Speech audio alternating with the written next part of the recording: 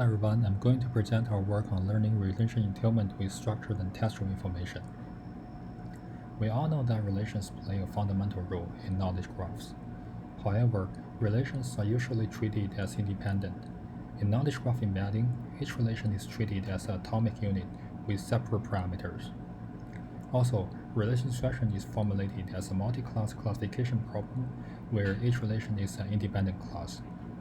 In this paper, we argue that there is in fact relations among relations, or so-called meta-relations that are interesting to study.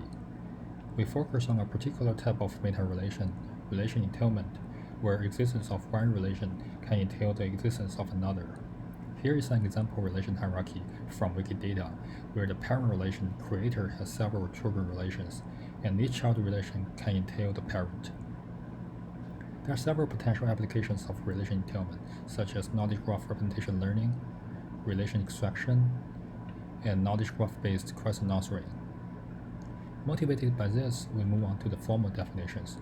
We denote head and tail entities as H and T, and relations as R. Each relation is associated with a collection of head and tail entity pairs, denoted by CR. We see that a relation R entails a relation R prime if and only if the instances of R are included by R prime. Based on this, we define the problem of predicting relation entailment as a multi-class classification problem, where given a relation R, we want to choose its parents R prime from a bunch of candidates. Next, we briefly go through how we create our datasets. Given the relation hierarchy of Wikidata, we started by collecting instances for each relation and downsampling. The next step is relation expansion, where we split leaf relations into more subrelations based on the type of head and tail entities to make the number of relations larger. Then we run entity linking to detect mentions in Wikipedia articles. The final step is to randomly split each tier of the hierarchy into training, dev, and test set. Next, we briefly describe our methods. The first method is to use structured information from knowledge graph. We either directly use the embeddings of the relation or aggregate head and tail entity pairs and concatenate them together. The second method is to use textual information. We explore both words in the middle of the entity pairs and shortest dependency paths. Both are treated as a sequence of tokens and pass through CNNs or RNNs to get a final representation. The last way is distribution-based methods. Instead of representing each relation as a fixed point, we model it as a probability distribution. Given those representations of each relation, we examine two approaches to predict relation entailment. Unsupervised methods are simply using different similarity measurement between child relation R and a potential parent relation R prime.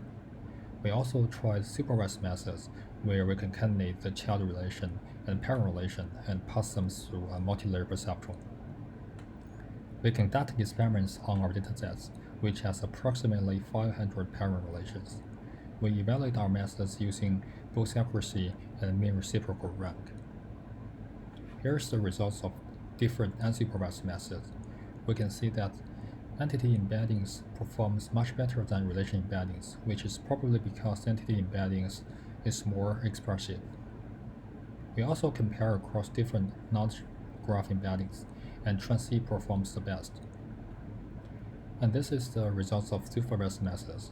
We can see that the accuracy of supervised methods is significantly better than unsupervised methods, and using both structured and textual information is better than only using structured information with respect to accuracy at 1 and mean reciprocal rank, indicating that they are complementary to each other.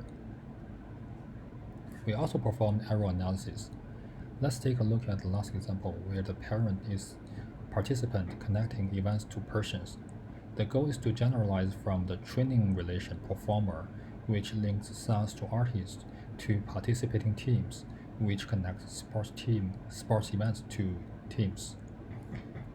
We can see that the semantic gap between the training and testing is pretty large, making this problem a challenging problem that requires high-level abstraction. Both the paper and code can be found in the following links. Thanks for your attention.